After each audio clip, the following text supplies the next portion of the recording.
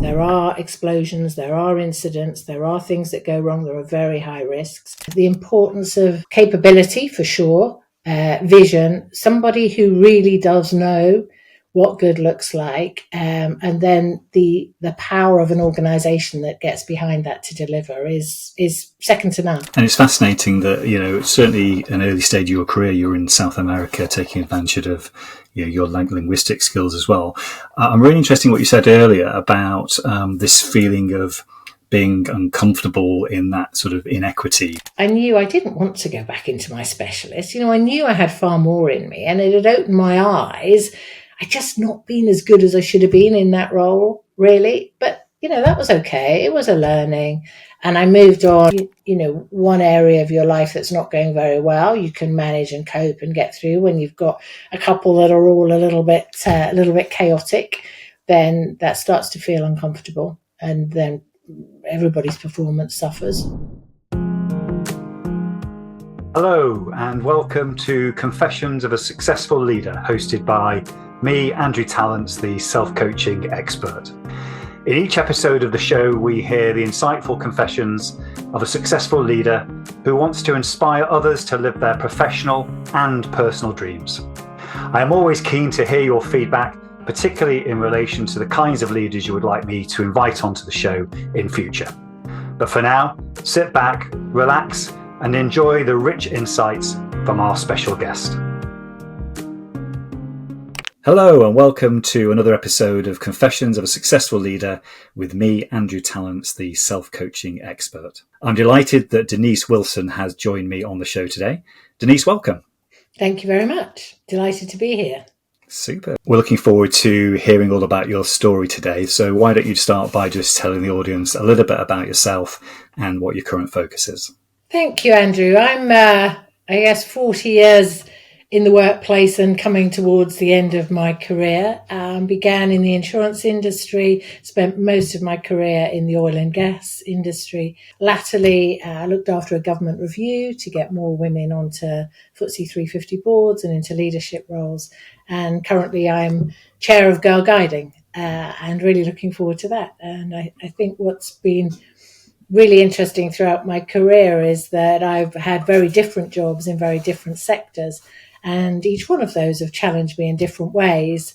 And I've had, learned lots and just provided a very stimulating, rewarding career, actually. Good. Well, we're looking forward to hearing more about that later on. And what about outside of work? So there's other side to you in terms of when you're not working. So tell us a bit more about that. So outside of work, I'm married with two sons who are now approaching 30. Who I'm terribly proud of, and as you might expect, and in a way, the family have been in part the driving force between for me to earn money, to get out there, to be able to provide a decent standard of living for the family as the main breadwinner, but also I think to have a mum that they were proud of, that had their own story, their own interests, their own achievements, which for me was important. I come from a smallish family, just one brother. There were four of us. My father worked for Rank Organisation. I was born in the Northeast, and he, in those days as a manager, was sent all around the country, and we as a little family trotted around after him. I think I went to 7 or 8 schools during my childhood. So was forever the new girl, always turning up in a new school for a year or so in the wrong uniform, with the wrong accent, and nobody quite knew my name. So that was all, I think, quite character forming and quite an important part of what gave me confidence, actually, moving into new areas, new environments, different workplaces, different groups, different colleagues and communities. And also I grew up in a family where my mother and father were equal parents. My mother worked. My father pushed the pram, did the washing, and didn't believe there was anything I couldn't do and achieve as just because I was a girl. So, in a way, during the early part of my career, that was what fueled me. Clearly, there's a few learnings along the way that it's not quite that simple, but those are my foundations, a happy childhood, quite an iterant childhood. But I think, in a way, that was good for me. And building on that, because what we've heard in this show in the past is even if we have a happy childhood or we have an unhappy childhood, there are definitely aspects of that time that, as you said, shape the leadership style in our 20s and 30s. And then as we mature, it sometimes changes. So just elaborate a bit more for us in terms of building on the positives from that stable family, but also maybe some of the things you were recognizing that weren't serving you in that sort of 20s to 30s as a leader. Yeah, I think I lived in Spain for a while, spent a few years selling deck chairs, teaching English, working in bars, which again was, another sort of very different experience. And then realised that actually I probably needed to get a bit serious about my career in life, and came back and went to university. And from there then went on a traditional graduate training scheme with the Royal Insurance, as it was in those days, started working in the city. And then I saw a sort of slightly different dynamic, actually, specifically a gender dynamic, where on the graduate training scheme, I was deemed a professional woman, yet I wasn't quite in the administrative roles community, but nor was I quite part of the underwriting, more professional, sort of very male dominated community, which kind of fuels the insurance industry. And I saw a culture that was not something I was used to, where the women on a Friday were expected to stay in the office and man the phones, and the men mostly were down in the pub and often didn't come back until Monday morning, and then regaled all of the stories about what a fantastic, day they'd had on Friday, to which I felt quite excluded and also slightly, I guess, undervalued a bit, in that, hold on, here I was serious about my career. I'd had this very formative period, this period out, and I'd come back and I was really ready to go. Yet I wasn't quite treated and taken as seriously as I expected to be. And that was all really good learning for me, actually, really good learning. I then moved, and there was something quite uncomfortable about that I didn't really enjoy. I then moved on a whim, actually, an advertisement that I happened to see for an insurance specialist in British Gas, and in the day, which would have been around, I don't know, 1990, for an extra £500 more, it seemed like a huge amount of money, and I should leave and go and take my chances elsewhere, which is what I did. And luckily, at a time at which British Gas had just embarked on privatisation, they'd recently privatised and had just embarked on an international spending spree, scooping up assets in South America, and through that process, as a fluent Spanish speaker then at the time, having lived in Spain, I was straight away put right forward onto the acquisition and implementation team, sent out as a 30-year-old to Buenos Aires, and had a great few years traveling around with people who were older than me, certainly a lot more experienced than me, into a culture that, although I was familiar with European Spanish, I wasn't familiar with South America.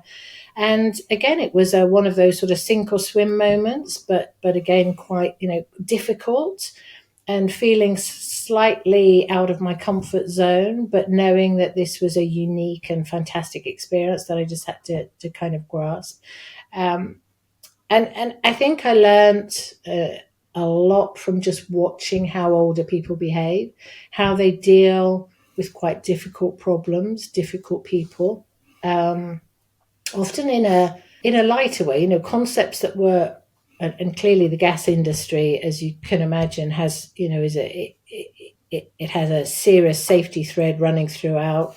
There are explosions, there are incidents, there are things that go wrong, there are very high risks. Yet watching senior people deal with those in a very pragmatic, very real, occasionally even sort of with a sense of humour, made me feel you can be human in this job, actually. You can come into work and you can be yourself at times, and you can deal with quite difficult issues, but in a very human and occasionally slightly lighter way. And also needing to bring people with you. I saw through those implementation teams, everybody was away from home. Many of us had young families. I had a young family at the time. But watching how, around a common cause and a vision that we could create something really great overseas that was desperately needed in at the time in the city of Buenos Aires, a much underinvested gas network, poor systems, poor processes, and see that, that actually could be, there was a real job to do and a real vision to create something much better for those people. And that was very energizing to be part of that community. So one of the key and very early learnings for me when I was out in South America was being part of a team of people who were experts and knew what good looked like. So I was part of an implementation team of a couple of hundred people, largely gas engineers, who ran and created a very safe and efficient system in the UK, knew what good looked like. And we had inherited bought this asset in South America, and they were desperate to create a much better, more reliable, safer network for the 3 or 4 million people who lived in Buenos Aires, and the power and the energy of that vision. This is where we are now. This is what we've got. We know it can look like this. We need to, just work hard, work together, create that. They had that vision and they knew what they were trying to deliver and do. And it was really energizing to be a part of that. And I think, one of the things that it helped me take away is that assess what you've got now. Look forward 5 to 10 years to where do you want to be? How do you want people to talk about us, to describe what we've done, to describe what the organization has delivered, and then work out the gap and fill in that gap so that, you get the importance of capability for sure, vision, somebody who really does know what good looks like, and then the power of an organization that gets behind that to deliver is second to none. And it's I still talk to people, colleagues from that time, 10, 20, 30 years later, who talk about the pure energy and the absolute delivery of creating a safe and efficient network. As I said, when you know what good looks like and you've got the tools and the wherewithal and the ambition to do that. And it's fascinating that, certainly an early stage of your career, you're in South America taking advantage of your linguistic skills as well. I'm really interested in what you said earlier about this feeling of being uncomfortable in that sort of inequity where obviously the men were on the Friday going and it was just different. And what's really interesting about that for me is because it's so different to the experience you had of growing up where it felt equitable, with all your mother and father. What other examples are there later on in your career where, again, you saw this inequity and how you coped with that? Yeah, I have to say that was a surprise to me because, none of that did I expect or had I even been prepared for, actually. But I think, it's been a feature throughout and creating true equality, whether it's racial equality, gender equality, social equity. We have a job to do, and I think it's a perennial in many organizations and communities. I worked in the gas industry, as I said, all of my career, and although I was one of the most senior women in an organization of 30,000 people at the end of my career, bringing other women on with me, bringing other women up and through was incredibly difficult. And, there were several reasons for that. It's never straightforward. There were insufficient good women role models at the top of the organization. There were not enough supports in terms of parental supports, family supports for parents particularly women coming back to work. There was just not an expectation that women were going to get beyond a certain level. And, frustratingly, every time I'd mention a Janet that could do that role and should get put forward, there was a sort of cacophony of yes, but, John's really great. And we've seen John here, and different yardsticks of expectations around performance, around behavior, around just how people looked and spoke, and did they look like a leader or not, and I think, look, I think we've come on leaps and bounds, and I think the journey that we've been on in the UK in business has been a phenomenal one, and the insights that we have into all of this now is light years away from where it was even 10 or 20 years ago. So I do think there's hope, but I do feel that we need a spotlight forever on making sure that all voices are heard, that diversity is valued. And I think part of my sort of confidence and strength, super strength, maybe in this space, goes back to some of my early childhood, where I was always the odd one out. Despite the fact that I was,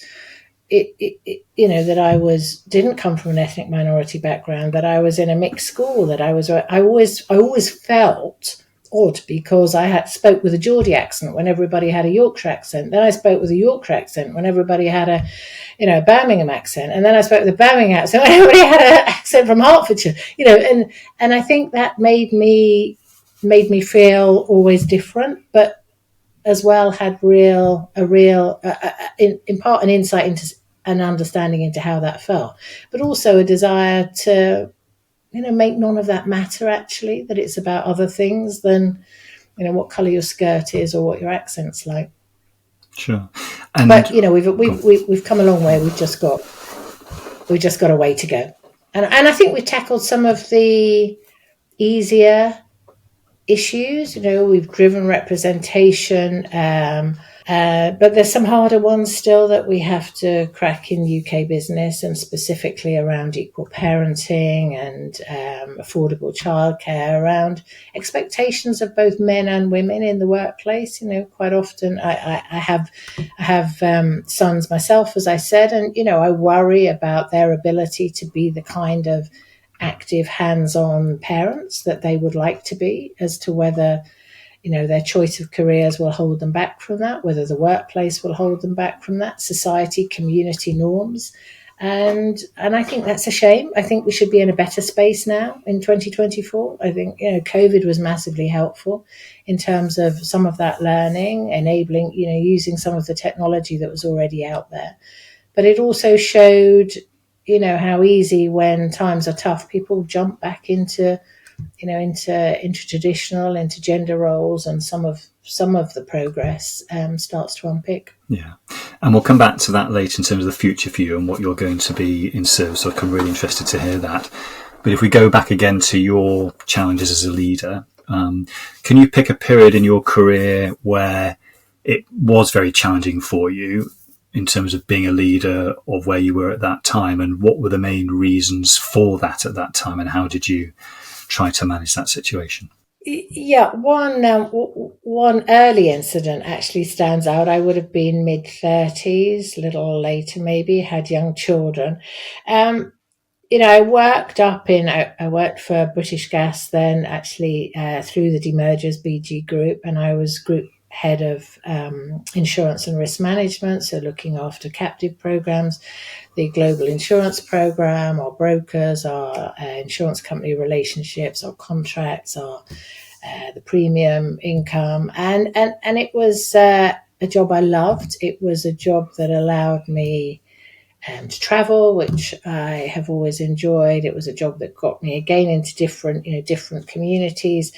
At the time, British Gas was one of the biggest insurance programs in the whole of the London market, if not the world market, and I felt an important specialist. I felt at the top of my tree, but in a narrow, restricted area, and I loved that. I went to the board to talk about our insurance program, the risk, when we had a new chairman come in, an American, Richard Giordano, who joined us. He wanted to know straight away about our D&O policy and the rest. I went to the 16th floor to talk to him as a mid-30s-year-old because I was our expert, and I really thrived on that.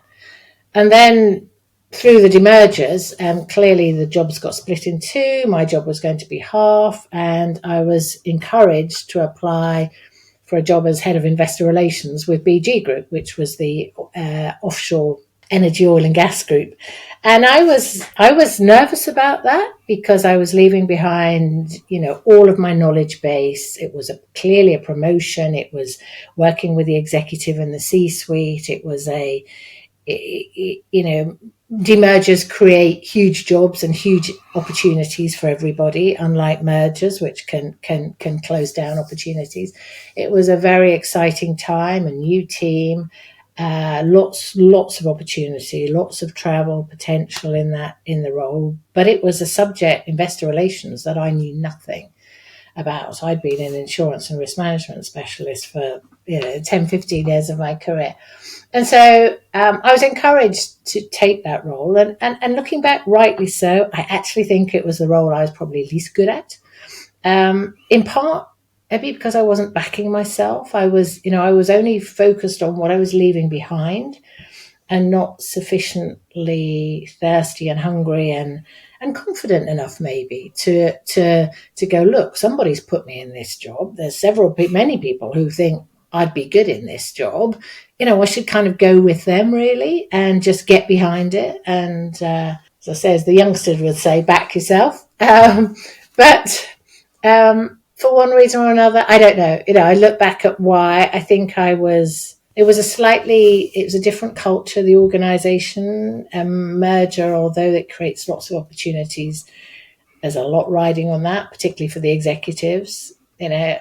The analysts and external stakeholders that I needed to talk to were thirsty for information. I didn't, I probably was a bit out of my depth, and I didn't do as well as I should have done in that job. But it was a great learning for me.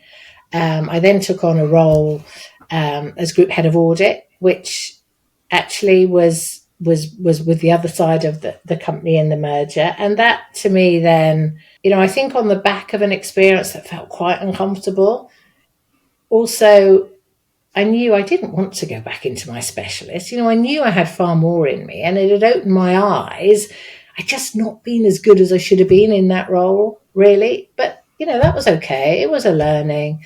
And I moved on. And then I moved on with the value of some of those lessons that I'd at times that were tough put my head down instead of putting my head up, that I'd maybe not asked for help because I'd never really needed help before. I'd been top of the tree actually in my little discipline. And I clearly could never have been top of the tree in a brand new subject. And I'm not an accountant either. So, getting my head around all of that was really quite challenging. Not that I didn't have support, but I probably didn't access it and welcome it in the way maybe I should have done. And everybody needs support, actually. Everybody does. And so I think that helped me be better then when I went on, and I did go on and have a big career outside of insurance in lots of different roles. I was global transformation director, director of shared services, so looking after many of our big programs, group head of audit, including some of our assets out in America. And I thrived and really enjoyed all of those. But that transition for me was tricky. And I had to, I really had to do some soul searching as to why. And I think, it wasn't really that the technicalities of the job were beyond me. It was just I was, I don't know, underconfident really, just hanging on a bit too much to all of those great things of my past job instead of embracing enough what was in front of me. But I'd love to go back and do that job now. I'd absolutely lick it. I know I would. But hey, all good learning. But it's interesting what you say there, Denise, because this is very normal with a lot of senior leaders who, as you said, feel resourceful, have been confident in their areas in the past, and then they know they probably should ask for help. The help is there, as you said, the resources are there, but for some reason we don't. How much do you think that was shaped by company culture and legacy, the fact you didn't ask for the help, and how much was it actually about you? I think that's a really great question, actually, and it's something that I've mulled on over the years. Probably half and half, half and half. I think there's a sense of urgency and a sense of real nervousness on a float, on a demerger, on a launch, any launch of a new company, and everybody has their own issues to deal with in their own areas. It's not really steady state. And so I feel I moved into a completely new role, of which I knew very little about. Tiny team, good team, but tiny team. And it was an organisation in massive flux. Maybe had it happened, a few years down the line when everybody was more settled, I might have been better at that job, stood a better chance. But I think, I clearly have things I have to hold the mirror to my face to and say, I probably didn't. I could have done better if I just had more confidence, asked for more help, taken a bit more time, really. The other thing is, at this stage in your career, and it happens to everybody. I had a 2 and a 3-year-old, something like that, at home, and I don't say that by way of excuse, but there's, work doesn't exist in a vacuum on its own, does it? No. We all have, if it's not relationship pressures or family pressures or other things going on in our lives, that sometimes, one area of your life that's not going very well, you can manage and cope and get through. When you've got a couple that are all a little bit chaotic, then that starts to feel uncomfortable, and then everybody's performance suffers naturally, I think. And I guess there was a bit of that going on too. But one of the things that it taught me was as well, there are people that in your career that absolutely support and back you, and there were people that were definitely pushing me into that job, then supporting me and welcoming me with open arms into another job, and those people.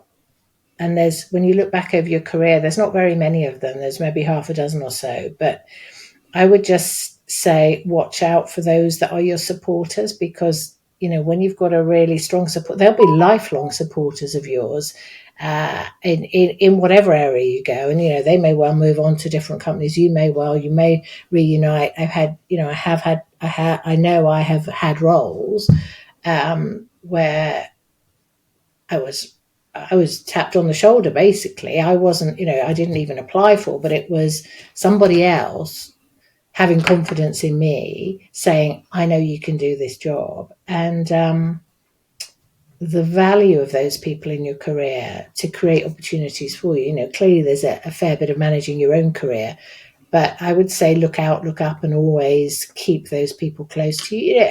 Some of those contacts I still have, and I might not speak to for a year or two, but then when I do, I know and I understand that they're interested and they care about me and my future, and they'll do what they can to support me.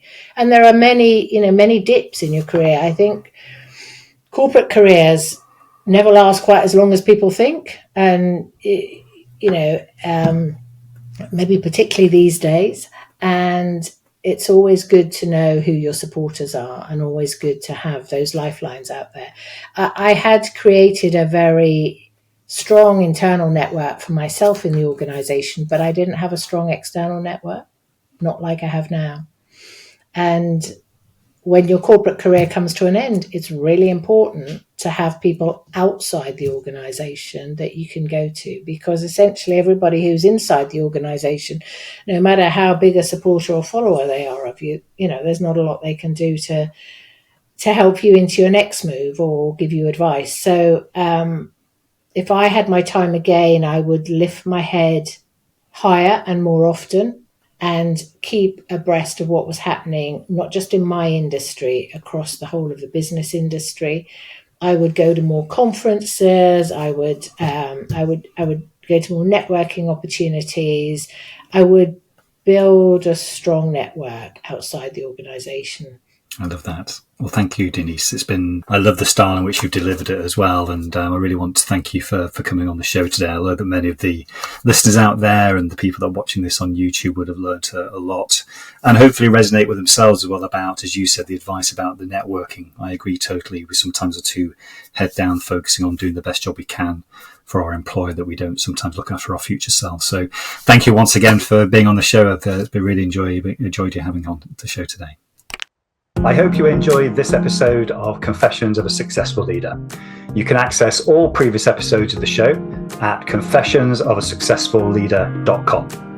If you are interested in finding out more about conscious leadership and self-coaching, just type in Andrew Tallents into LinkedIn or your favorite browser, and you'll find my contact details and all the content that you need. Until next time, don't forget to stay present, curious, and above all, conscious.